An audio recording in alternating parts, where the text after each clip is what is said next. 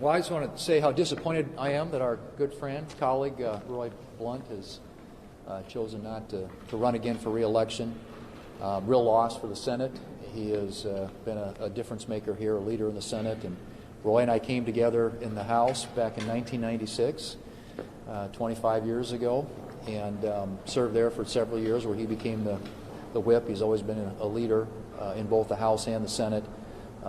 And on so many issues and so many levels has really contributed to the success that our country has seen over the past few decades. And so grateful for his service, and we'll miss having him. We look forward. We've got a couple of years to continue to work with him on a lot of challenges. There's a lot to do out there. And let me just sort of pick up where the leader stopped, and that is to say that the $1.9 trillion bill that the President will soon sign is something that is dramatically larger by several dimensions than it needed to be.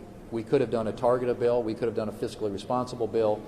Instead, we did a bill that bails out blue states, $27 billion, American people's tax dollars, to the state of California, which last year ran a surplus. Checks to illegals and inmates. A lot of the folks that are going to get the benefit of all this money are going to be people who actually, whether you're in prison or whether you're illegal, I think most hardworking Americans would think that that's probably not a good idea to be writing checks to people who aren't here legally. And you look at all the money that's spent on whether it's schools, most of which doesn't get spent until the out years. 5% gets spent this year, 95% in years like 27, 28, which hopefully, we're hoping the pandemic's going to be long gone by then.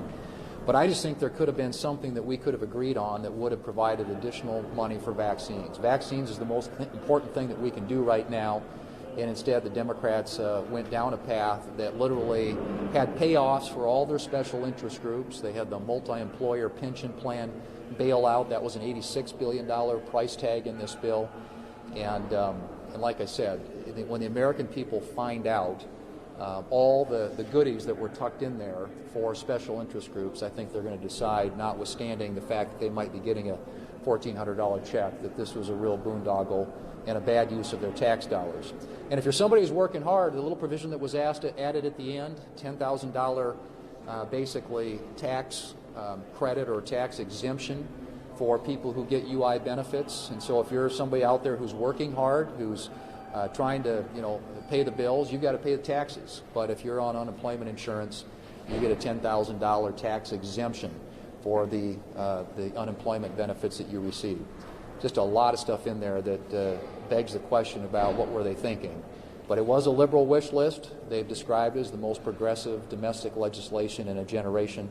It certainly lived up to that billing, but it was also a decision consciously made by the Democrat leadership, notwithstanding Republicans' efforts in the last year to get 5 coronavirus bills across the finish line, all with bipartisan support, to go one-party rule and load it up with a lot of their wish list agenda.